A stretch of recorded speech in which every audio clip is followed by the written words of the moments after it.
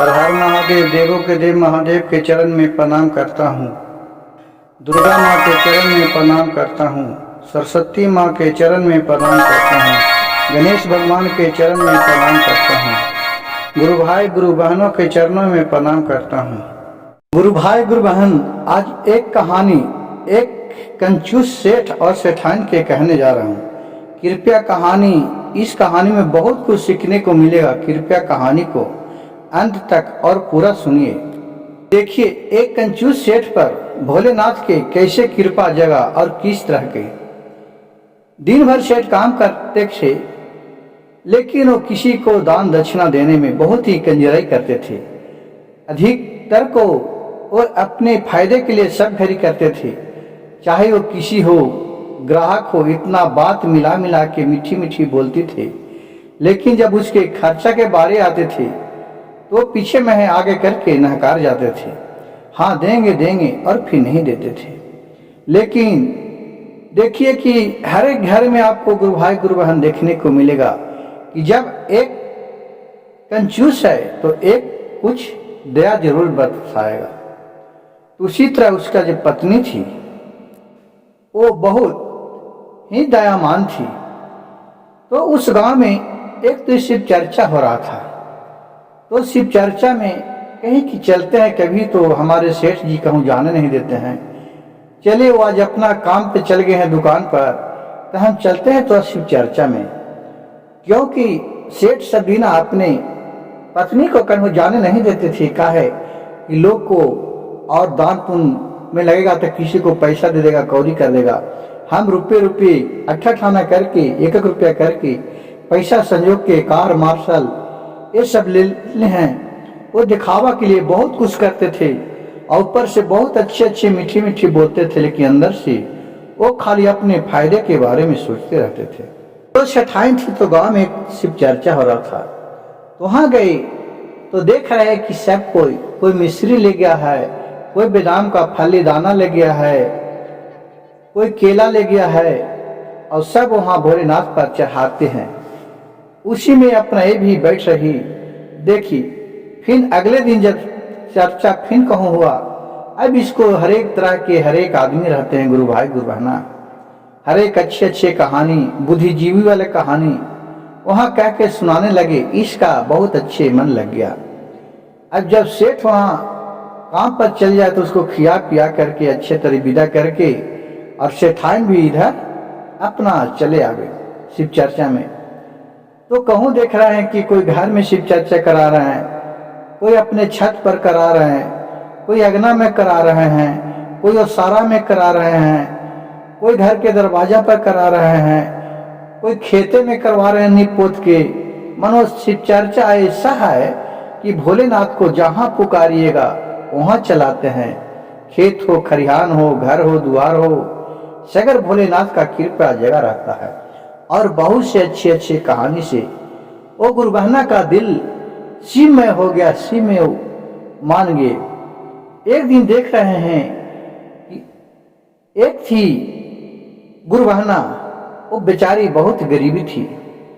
वो क्या किए कि कुछ नहीं तो वो प्लास्टिक का खिलौना होता है, वो गाय का एक खिलौना ला करके आप भोलेनाथ को अर्पित किए, वो दान किए। कहें कि ला हमरा से जे बना है भोलेनाथ, ला हम एक गाय दान में दही। क्योंकि गाय होते हैं ये भोलेनाथ की बसहा सवारी होते हैं। वो गुरु बहना कि देखिए मन में जागा, उसने एक गाय दिए दान में। अभी जो सेठाइन की औरत थी वो सोचा, एक तो एक गाय दिया, हमारे पास तो किसी चीज का कमी नहीं है, मेरे पास तो सब तरह का है, लेकिन जब सेठ जी को बोलेंगे तो हमें तो कुछ देने नहीं देंगे। लेकिन बोल के एक बार देखते हैं। तो घर गए, फिर दूसरे दिन खाना वाना खाए तो अपने पति से बोले सेठ जी से, ये जी पति देव, सब शिव चर्चा में जाते हैं तो सब कुछ दान करते हैं। हम भी लग रहा है कि शिव चर्चा में जाते हैं तो लगता है कि हम भी कुछ दान करें। ये बात सुनकर के सेठ था जो बहुत उस पर गुस्सा हुआ और उसको मारने पीटने लगा कि तुम सबके साथ जाती है, तुम जो भी हम पाई पाई करके जमा करते हैं उसको भी तुम उधर जाके दान करेगी। उसको मारने गरियाने लगा। बेचारी चुप हुए। फिर एक दिन गई, फिर उससे बोला कि अच्छा अब कुछ भोलेनाथ की कृपा जागेगा तो अब तो कुछ कहेंगे। फिर बोले, फिर सेठ ने उसको मारने लगा दान दक्षिणा के नाम पर। कही कि ठीक है। तो फिर वो गुरु बहना की यहाँ शिव चर्चा में गए, वहां बैठी हुई थी। तो गुरु बहना से बोले, ये गुरु बहना, ये हमारे पति जी तो बहुत कंजूस हैं, वो जब दान दक्षिणा के बारे में कुछ बोलते हैं तो हमको मारने लगते हैं, तो क्यों न हमारे पास कुछ पैसा। कोई भी गुरु बहना, गुरु भाई, ऐसा बहुत सा औरत है कि जो पति के कमाई पर पति से 2 पैसा 4 पैसा करके अब अपने पास पैसा संजो के रखती है, क्योंकि कभी उसको मौका लगा, उस जरूरत पड़ा तो घर में पैसा नहीं तो पैसा उसको काम देती है। उसी तरह वो सेठानी थी, 2 पैसा करके जमा कर रही थी। तो गुरु बहना से बोली कि गुरु बहना, हम कुछ पैसा रख ले हैं तो हम भी सोचते हैं कि वो तो एक सोना का जो गाय है उसको बनवा के हम दान करूं, जो अपने पैसा जो रख ले हूं नुका छिपा कर उसको दान करने में कोई दिक्कत है। तो गुरु बहना बोले कि नहीं नहीं, कोई दिक्कत नहीं है, आप दान कर सकती है। तो सेठाइन थी, तुरंत गई सुंदर की यहाँ, जो भी पैसा रख ले थी उसको सोना का, बोली कि गाय हमको बना दीजिए। तो छोटा सा सोना का गाय बना दिए। और ये क्या किया देखिए, गुरु बहना के पास होते हैं, कहते हैं कि औरत के पास तिरिया चरित्र कोई न जाने, देवो न जाने उसके पास कितना तिरिया चरित्र होता है। वो जा रही थी कि अगर सोना दिखाऊंगा तो हमारे पति दान नहीं करने देंगे। उसके लिए वो क्या किया कि ऊपर से मट्टी का लेवार कर दिया और मट्टी का गाय बना दिया और उसके अंदर सोना को छिपा दिया। तो वहां चला तो देख रहा है कि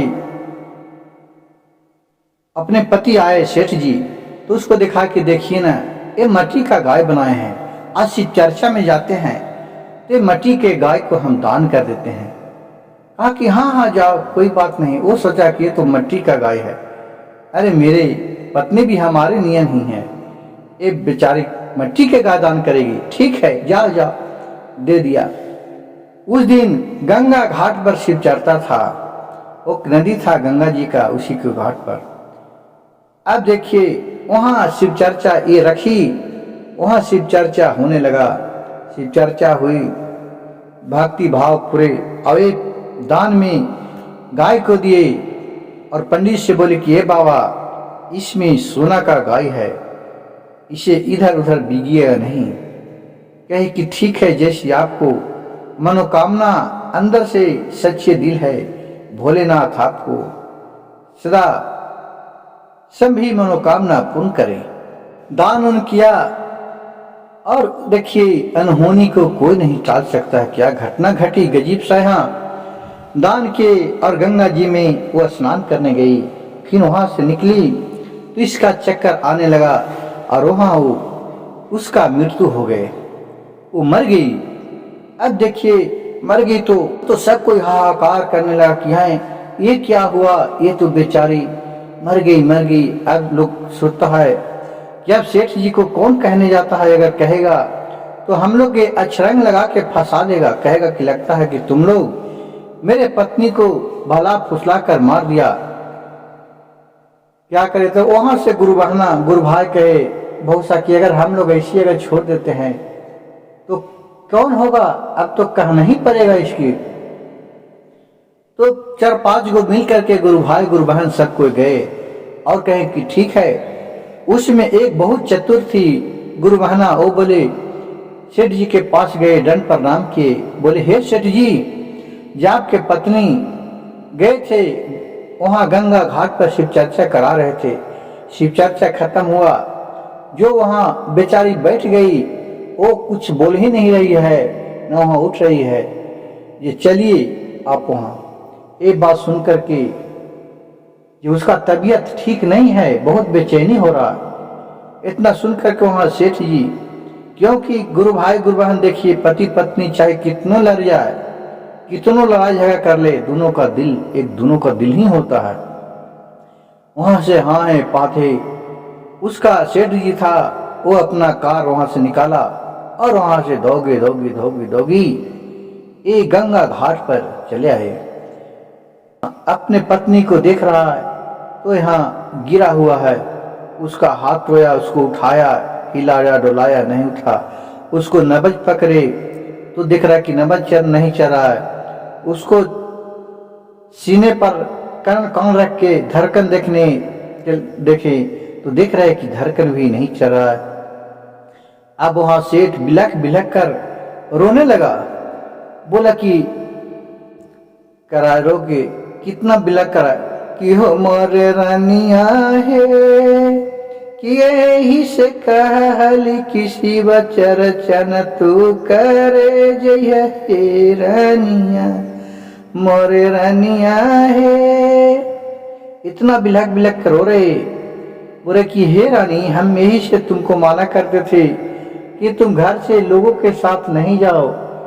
नहीं देखा इसके पर वही का तुमने अच्छे दान पुण्य अच्छे कर्म करने के आया कि देखिए तुम्हें और ही यहाँ कष्ट हो गया, तुम तो हमारे छोड़ के भी चल गया।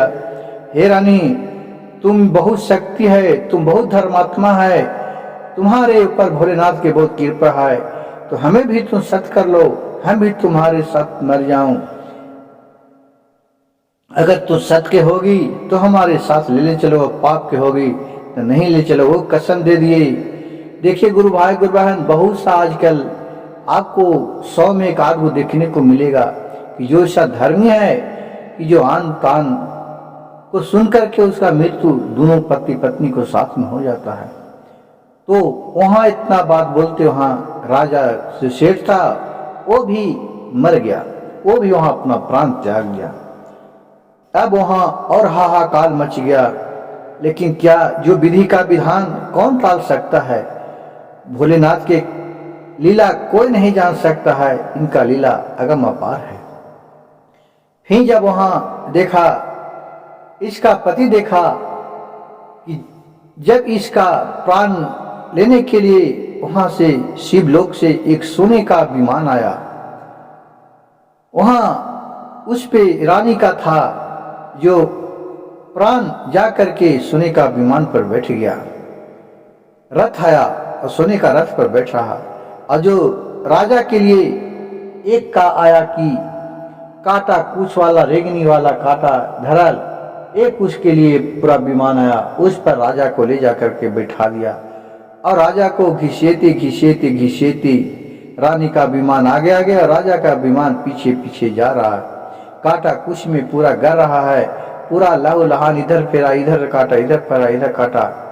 पूरा राजा था, सेठ था, जो पूरा चिल्ला रहा है, हे रानी, हमने कौन सा गलती कर्म किया कि जो हमें ऐसा हो रहा है। तो रानी बोली कि हे शिव गुरु, हे देवों के देव महादेव, आप बहुत ही ज्ञानी हैं, आप दया दयालु हैं, कृपया मेरे पति को भी इसे मुक्त बना दीजिए। जो काटा कुछ का विमान है उसे हटा दीजिए। तो उसे काटा कुछ का विमान उनका भोलेनाथ अर्जी सुन लिए। जो काटा कुछ का विमान था, उस विमान बदल गया, वो लकड़ी का विमान हो गया। अब जाते जाते प्राण देख रहे हैं कि वहां जब बोलते हैं गुरु भाई गुरु बहन कि जब प्राण जाता है तो जहां जाता है तो स्वर्ग जा रहे, तो हम भवसागर नैया पार कैसे लगता है। जो भवसागर में वहां गए तो देख रहे हैं कि ये तो लकड़ी का विमान तो उब डूब होने लगा। तो बोले, हे प्रभु, हे भोलेनाथ, इतना दया बरसाइए, कम से कम मेरे पति को एक गाय है, जो गाय के पूंछ फैलवा दीजिए कि जिसे गाय का पूंछ पकड़ के मेरे पति हमारे साथ चले आए। भोलेनाथ के कृपा हुआ कि गाय का पूंछ लंबा हो गया और गाय का पूंछ पकड़ लिए और पकड़ के पीछे पीछे भी जाने लगे। देख रहे हैं कि जो मट्टी का घोड़ा था, वही घोड़ा जो दान दिया था, वही घोड़ा उस गाय उसमें लगा हुआ था जो रथ में चल रहा था। देख रहा कि जब नदी में गया तो सब ऊपर से मिट्टी दह गया। अब देख रहा कि सोने का घोड़ा, उसमें सोने का गाय है जो अंदर है। तो फिर ये सेठ जज चिल्लाने लगा, ये रानी, तूने तो हमसे बहुत छल किया, कपट किया, तूने तो मिट्टी के अंदर सोना का गाय रख के और दान किया था। देखो वही सोना का गाय है। चलो चलो, तुम्हें अब नहीं छोड़ूंगा, अब तुम्हें मैं बहुत मारूंगा, बहुत मारूंगा, तुम्हें मैं नहीं छोड़ूंगा। कहे कि पत्नी कहे कि पति देव, अभी भी कम से कम आप अपने आत्मा को शांति कीजिए, भगवान को ध्यान कीजिए, सब उन्हीं का दिया हुआ है। क्या लोग आके लेकर के आते हैं, क्या लेकर के जाते हैं? आपका जितना दौलत है वो तो सब मोटर कार मार्शल नीचे छूट गया, कौन सा साथ में आ रहा है? एक आपका बोलती आ रहा है, आप नहीं कुछ लेके गए थे, नहीं कुछ लेकर के आए हैं, अभी भी आत्मा को शांति रखिए। सेठ बोला कि मैंने पाई पाई जोड़ करके पैसा जमा किया था और तूने मिट्टी के अंदर सोने का गाय बना करके दान किया, तुम्हें तो मैं छोड़ूंगा नहीं, तुम्हें फिर मारूंगा। कहे कि ठीक है, कि हे भोलेनाथ, आप इतना कृपा बरसाइए कि इस पूछ को अपने त्रिशूल से काट दीजिए, ये हमारे पास न आवेंगे न हमें मारेंगे। क्योंकि गुरु भाई गुरुवान, जब आदमी जिंदा रहता है, जब इस मृत्यु भुवन पर रहता है, तो ऐसा माया का जाल है कि एक दूसरे में बंधा हुआ रहता है। माँ है, बेटा है, बाप है, भाई है, सब है, धन है, दौलत है, इतना माया के अंदर जकड़ा हुआ रहता है कि जिसका कोई वर्णिका ही नहीं रहता है। और जब आदमी का प्राण निकल जाता है तो इस माया मुक्ति से बंधन टूट जाता है, उनके पास माया नहीं रहता है। अगर उनके साथ अच्छा व्यवहार कीजिएगा तो आपको अच्छा परिणाम मिलेगा, अगर बुरा व्यवहार कीजिएगा तो उसके साथ बुरा परिणाम मिलेगा। उसका माया वहां से उसका औरत बोला कि हे भोलेनाथ, ये तो फिर आए गए, तो फिर यहाँ जाकर स्वर्ग लोक में भी हमें मारा पीटा करेगा, इसलिए इतना कृपा बरसाइए कि ये पूछ है, पूछ को अपने त्रिशूल से काट दीजिए, ये यहीं अपने तैरते रहेंगे। भोलेनाथ के कृपा हुआ, तिल छुड़ाया और सोने का जो पूत था गाय के, वो त्रिशूल से कट गया और यहीं अपन उब डूब होने लगा सेठ, और वो सीधे चल गई स्वर्ग लोक। गुरु भाई गुरु बहन, देखिए, मनुष्य को पूरा नहीं तो कभी भी जिंदगी में दान पुण्य करना चाहिए। रोज नहीं तो साल भर में कभी कोई धाम पर गए तो नहाना चाहिए। 1 रुपया हमसे 5,000 नहीं भरा है तो हम 5 रुपया भी दान करें। हमसे पैसा नहीं भरा है, कुछ 1 मुट्ठी अन्न दान करें। कभी भी जिंदगी में दान करना चाहिए, वही नैया को पार लगाते हैं। अब आदमी को मन तहे दिल से साफ होना चाहिए, क्योंकि भगवान के यहाँ सब लिखा जोखा रहता है, उनसे कोई नहीं बच सकता है। आप जो गुनाह करें जो हो और अगुनाह करें जो हो, आप भाई का दौलत ले लीजिएगा, लेकिन ऊपर में इसका आपको हिसाब देने पड़ता है। बहुत सा गुरु भाई गुरु बहन देखने को मिलेगा कि भाई का संपत्ति बेईमानी करके पूरा ऐश्वर्य किया है, लेकिन उसका बुढ़ारी में क्या हाल बीतता है, जिसका किसी तरह का वर्णिका नहीं है। गुरु भाई गुरु बहन, मेरी कथा कहानी अच्छा लगे होगा तो कृपया मेरे चैनल को शिव भक्त सविता को एक लाइक, सब्सक्राइब, शेयर जरूर कीजिएगा। कमेंट में हर हर महादेव लिखना नहीं भूलिएगा।